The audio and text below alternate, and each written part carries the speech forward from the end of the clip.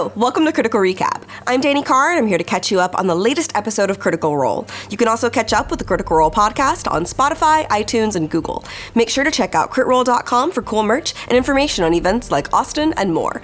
Now, here's what happened on episode 82, The Beat of the Permaheart.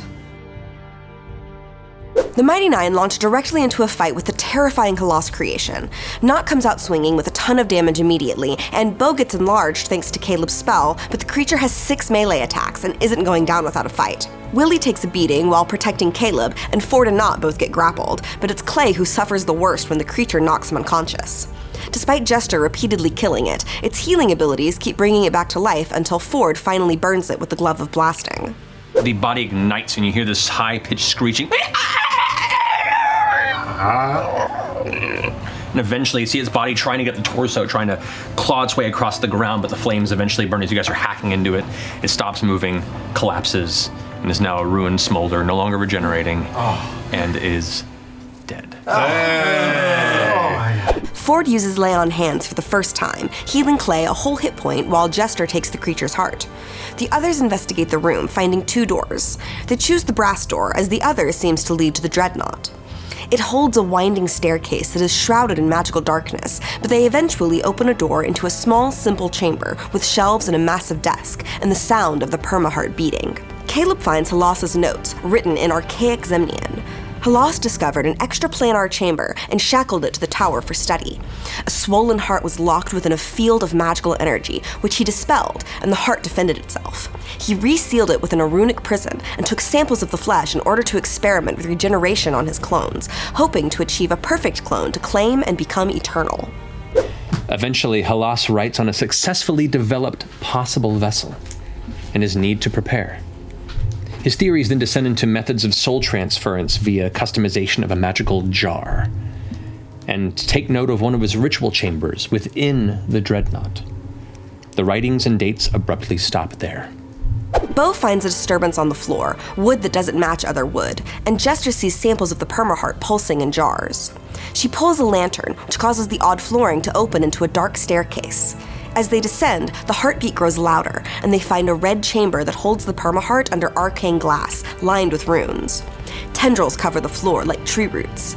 Each round carries a pulse of painful necrotic energy, and as they investigate the runes, the heart summons the tendrils to attack. Bo recognizes a pattern in the first set of glyphs and manages to break through the weak point. Between the attacks of the tendrils and the high difficulty of the runes, it takes a while for the party to crack through them all, but they do eventually break all the glyphs, releasing the heart from its arcane prison. Bo punches the heart to bursting, and Caleb's web of fire incinerates it. Pleased, they return to the Golem workshop so that Caleb can repair Willie, and Jester can call Alora, who scries on the laughing hand for them.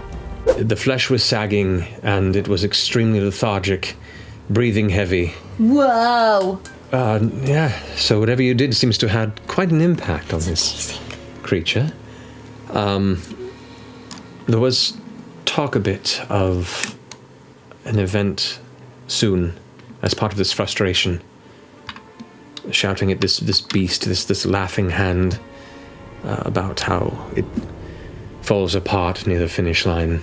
Now needing to focus on finding Yusa, Clay communes with Wildmother, who confirms that Yusa is alive, but not in the Dreadnought or the Crystal Mines. Jester also communes with the Traveler, who is much wordier, and through her questions tells her that Yusa can be found in the prison of Soot. Despite having a proper direction, the group debate going to the Dreadnought just to satisfy their curiosity. They choose to hold hands and peek in just to see. They go through the door and are thrust floating into the astral sea. A nightmarish, enormous behemoth is chained to a wall with 2 levers. It is unmoving, and Caleb notices that one lever would release it while the other opens its mouth, realizing it is another doorway. They remember Halas's notes referring to a study chamber within the Dreadnought. There is renewed interest to go inside, with Knot the main voice of reason, but they all decide to take a chance, opening its mouth and floating inside together.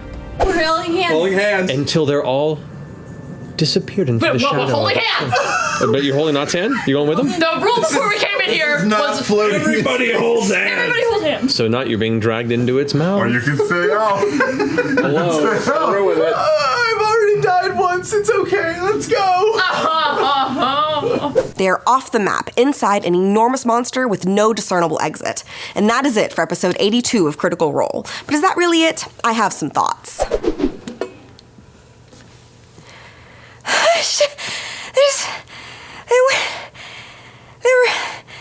Oh, Mighty Nein.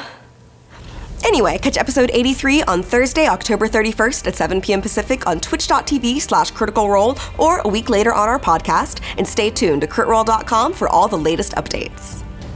Hey y'all! Thank you so much for watching this episode of Critical Recap. Make sure to like and subscribe, and don't forget to hit that little bell to get notifications on this and all our amazing uploads here at Critical Role. We love you!